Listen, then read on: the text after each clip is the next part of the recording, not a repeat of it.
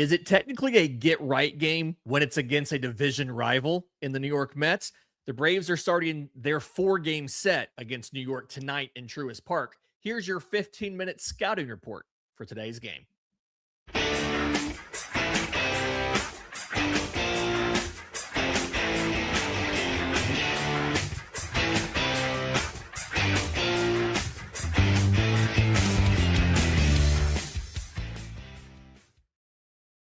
Yes, this is your Braves Today Scouting Report, a production of the Believe Podcast Network and presented to you by FanDuel.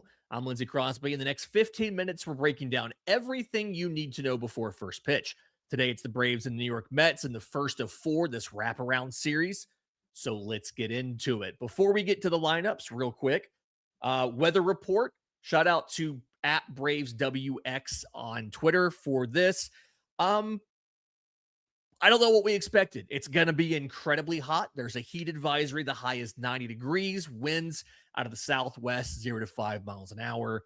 There should not be any sort of impacts that would prevent these games from happening. The lowest odds of playing come on Monday for the finale, where it's about 80 to 90% because of some scattered showers. But for the most part, this is a weekend in Atlanta in July. It's going to be really hot. There could occasionally be a pop-up storm, but we've just got to get used to this. This game is at 7:15 on Braves Vision. Important to know because tomorrow is Fox and Sunday is NBC/Peacock. Both teams have put out their lineups for the game. For the Braves, it is the identical lineup to last night with one tiny change at the very bottom. Drake Baldwin leads off behind the plate at catcher. Ozzie Albies at second base, batting second. Matt Olson is at first base and batting third. Mauricio Dubon flips with Michael Harris. Mauricio Dubon is batting cleanup today in left field, with Michael Harris in center field batting fifth. So I guess there's 2 changes to the lineup. Sorry. Dominic Smith at designated hitter, batting sixth. Got third baseman Austin Riley batting seventh at the hot corner. Mike Yastrzemski's in right field batting eighth. And then checking into the lineup, replacing Jim Jarvis, who got the start last night, is Jorge Mateo. This was something Walt Weiss said this was not going to be an exact, like, specific platoon or anything. This was going to be Jarvis gets some short starts, especially against right-handed starters who are not good against lefties. Mateo is back at short tonight. I kind of get the feeling it's going to be a let's ride the hot hand thing here at shortstop between Mateo and Jarvis. On the mound for the Braves, he made the lineup graphic today. Grant Holmes, 4-4 with a 3.96 ERA. There's some luck there. 4.73 expected ERA, 5.19 fielding independent pitching. So he's outperforming the peripherals and the inputs. 20.7% strikeout rate is barely at the threshold of like sustainable. He really needs to be striking out more guys. And for stuff as good as he has, it's really kind of shocking that the strikeout rate has dropped all the way to just barely above 20%. His walk rate is 11.1%. That is a little bit better than it was earlier in the season, but still also not very good. The pitch mix here, 6-pitch mix, but slider and 4-seamer are his primary pitches against both lefties and righties. It's only what changes after that. Against lefties, he's then throwing the curveball and then the cutter and then the changeup and then the sinker, where against righties, the sinker is that third pitch. And really, it's within 10% of the 4-seamer usage. So really, it's a 3-pitch mix to righties versus a 2-pitch mix. Something to watch for today. Same thing we've been talking about with Grant Holmes for a while. He has struggled the second time through the order, not the third. The opponent OPS off of Grant Holmes, the first time through has been 583. The second time, 1.045. I've never seen somebody with worse splits the second time through instead of the third time through as extreme as this. Now, we have seen a couple times part of these part of these struggles the second time through comes because he changes up his sequencing that second time and perhaps does it before they've adjusted to what he's doing. And that's a whole argument. Do you always keep them off balance, even if it makes you not as effective? Or do you wait until they figure it out and then you change? I think a lot of people would argue you need to constantly be trying to innovate and get better. But when your results have been as bad as Grant's the second time through, maybe there's something to be said about, hey, if you get through the order once and whatever pitch mix you were using worked, maybe stick with that until they show you it's no longer working. So I'm really curious to see what Atlanta does once the New York lineup turns over and you face these guys a second time, because this has not, again, it's been a problem all year. It wasn't that bad the last time out compared to a lot of the others, but it's a recurring problem. And if you can't fix this, this is why Grant Holmes is going to end up being in the bullpen. And if you gave the front office and the coaching staff truth serum, they'd probably tell you this is why he's not a lock for the rotation now, is because you can't necessarily trust him. Best case scenario in the fourth inning. And worst case scenario, you're getting that lineup turned over in the second or the third. Not worst case, but, realistic scenario, it's the third inning. You have that top of the order coming up a second time. So we'll see what they do there. The Mets lineup is kind of, for the most part, it's what we expected here. Center fielder AJ Ewing, they have a rookie leading off, but he's not been bad this year. 268 average. OPS is in the mid sevens. Couple home runs, couple stolen bases. He can kind of give you that stolen base threat. He fits the profile on this team as a leadoff hitter better than really anybody else they have right now. Juan Soto is in left field batting second. Bo Bichette at third base, followed by Francisco Lindor batting cleanup at shortstop. He struggled after he got hurt and missed a lot of time, and he's not necessarily been that great since he came back. But it's just like when we faced San Diego, right? Stats might not be that great for this guy, but he's a really good player and he can still hurt you. We had the same thing against the Giants, and what happened? We saw Willy Adames pop like 2 home runs in that series. Just because the stats are bad on the season doesn't mean it's not a good player, and it doesn't mean he can't hurt you, right? Rookie Carson Bench is batting fifth. He's another, 10 homer, 11 stolen base guy. So he's got a little bit of both in there. First baseman Jared Young is batting sixth. And at this point, this is where this lineup gets really kind of rough. Francisco Alvarez, their starting catcher, is the DH, batting seventh. Utility man Brett Beatty is at second base ever since Marcus Semien went down, batting eighth. And the catcher is Luis Torrens, batting ninth. So it's a very dangerous, I'd argue, probably top 5 in the order. And then after that, it kind of falls off. If you can get through that top of the order, again, there's guys at the bottom who can hurt you. Francisco Alvarez can pop one, but it feels like it's not as deep of a Mets lineup as maybe you would fear, but the top of it more than makes up for the bottom, right? Juan Soto's hitting 293 with an OPS close to 1,000. So that's exactly, that's a thing you have to worry about there. Starting for the Mets is Christian Scott, 2-0 with a 3.20 ERA. That ERA is a little bit misleading, right? 4.62 expected ERA, 3.93 fielding independent pitching. He does a really good job at getting strikeouts, 27% strikeout rate, 79th percentile in the game. He's walking too many guys, 10.7%, but that 16.3% spread is better than Grant Holmes' spread. And really the spread is what matters, right? Like if you're walking a bunch of guys, but you're striking out a bunch of guys, you can live with that. Grant Holmes is walking more than Christian Scott is, but striking out less. So honestly, I've got the starting pitching advantage going to the Mets. It's a 6-pitch mix here: 4-seamer, sweeper, cutter, splitter, slider, sinker, really kind of working east to west, And so because of that, it's going to be really frustrating. I tell you right now, You're going to see Austin Riley chase a sweeper out of the zone. Just get ready for it. You're going to see it. He's struggled with sweepers this year. I've got all the stats in a couple minutes about this, but Atlanta on the whole has not been great against sweepers this year. One thing to point out here, because his primary breaking ball is a sweeper, you would think that he would be really good against righties. Christian Scott this season, and granted, it's a smaller sample size. He's only made 10 starts this year, but he's allowing a 271 batting average and an 801 OPS to righties, but a 207 average and a 645 OPS to lefties.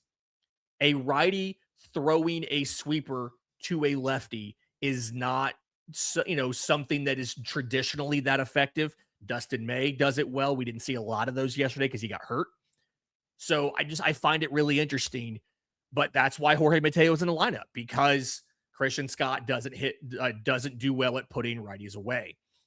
The way that he attacks these lefties is the sweeper is in the mix, but it's his third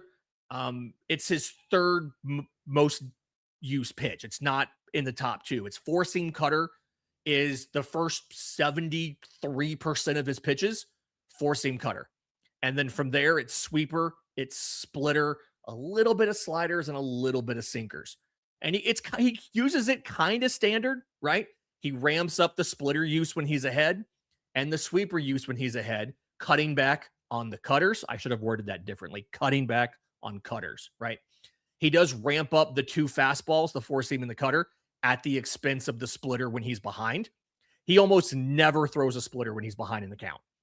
So kind of like Herson Waldrop. We talked about that with him yesterday. He almost never throws a splitter when he's behind in the count. And then when he gets to two strikes, that's when he pulls out the slider. 9.5% usage is the most of any situation. It's when he gets two strikes. He drops the cutter usage. So four seam, sweeper, splitter, slider when he gets to two strikes against lefties. Again, I forgot to change the graphic. Against righties, it's a pretty standard pitch mix here.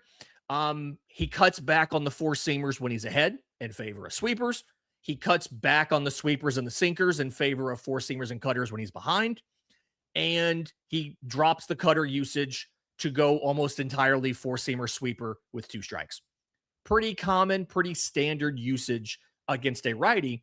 But again, he's not been great against righties this year. So you have to wonder, is this the start where he finally tries something different?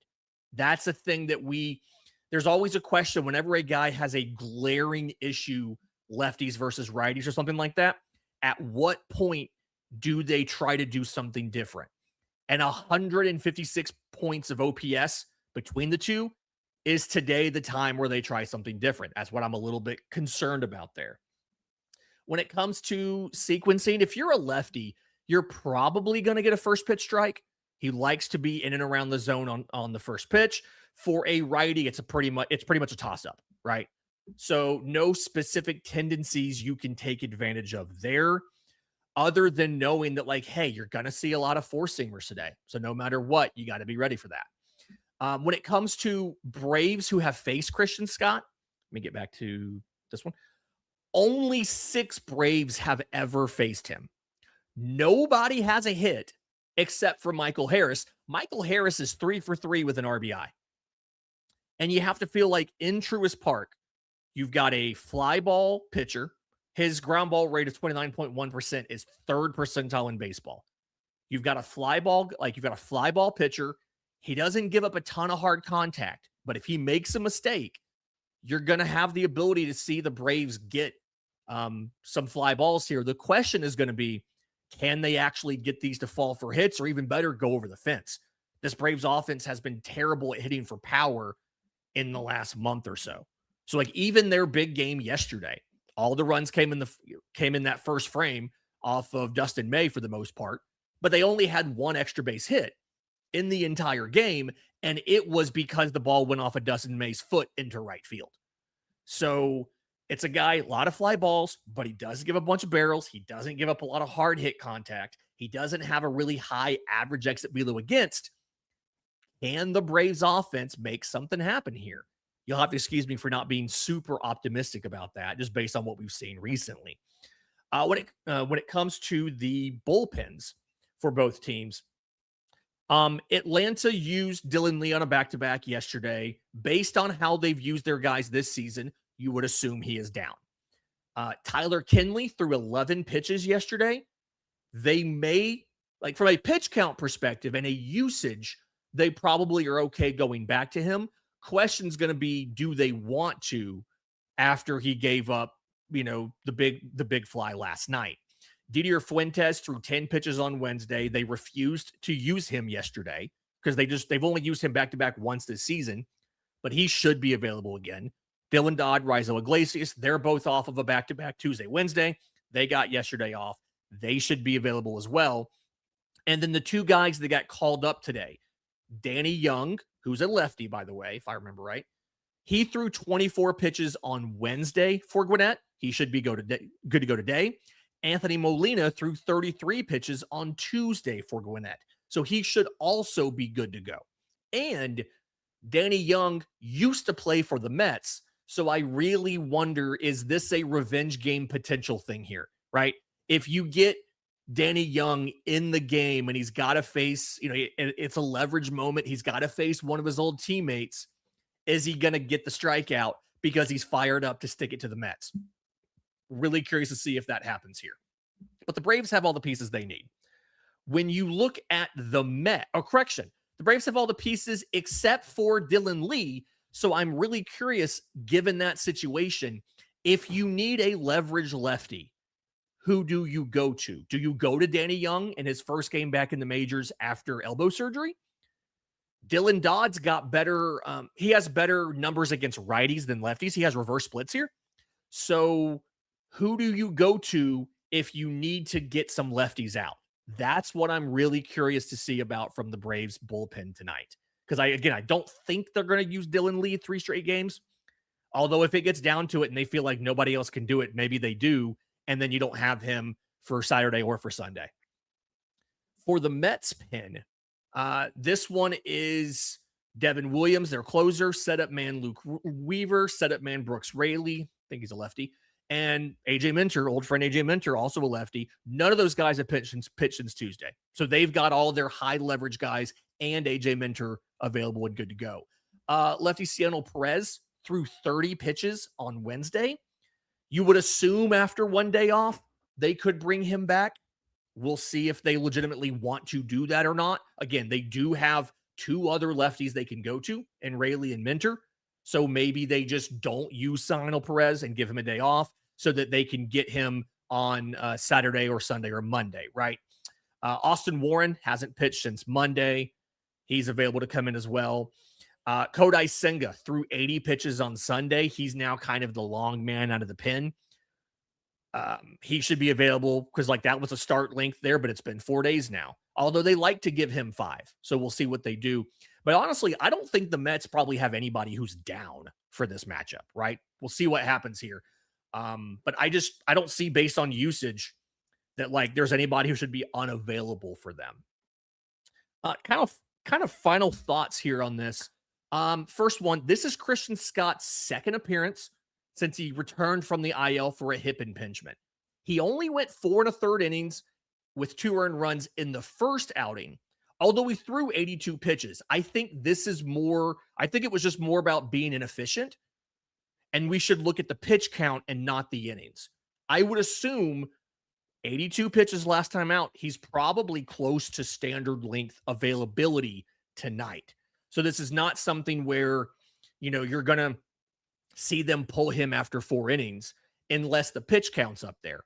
But at the same time, obviously, if you can get him out of the game early, you can start wearing this pin down now on a 4-game series.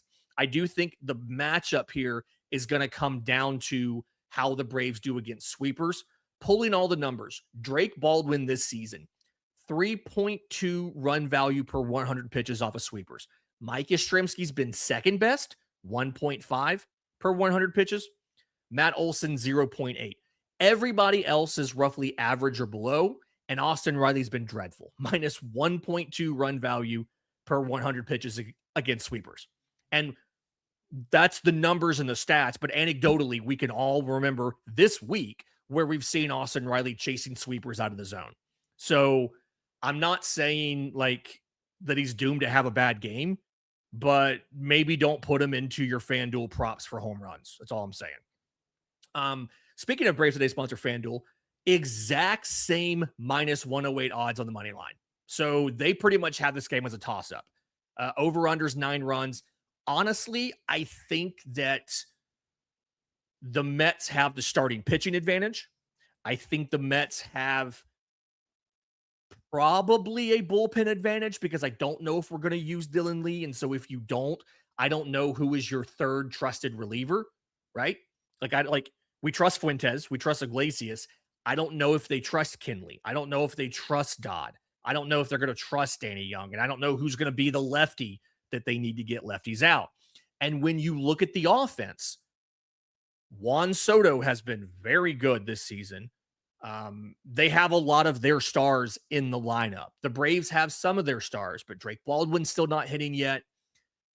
They don't have Ronald Acuna Jr., right? Michael Harris is hitting fine, but he's not been great since the start of June. And so, like, the odds are the exact same for both teams, but this kind of feels like this is going to end up being the Mets probably should be the favorite here.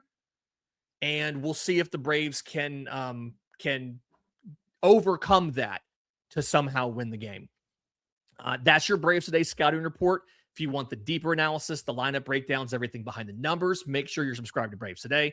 Enjoy the game. We'll be back after it with the postcast over on Locked On Sports Atlanta and today's 3 things over at bravestoday.com.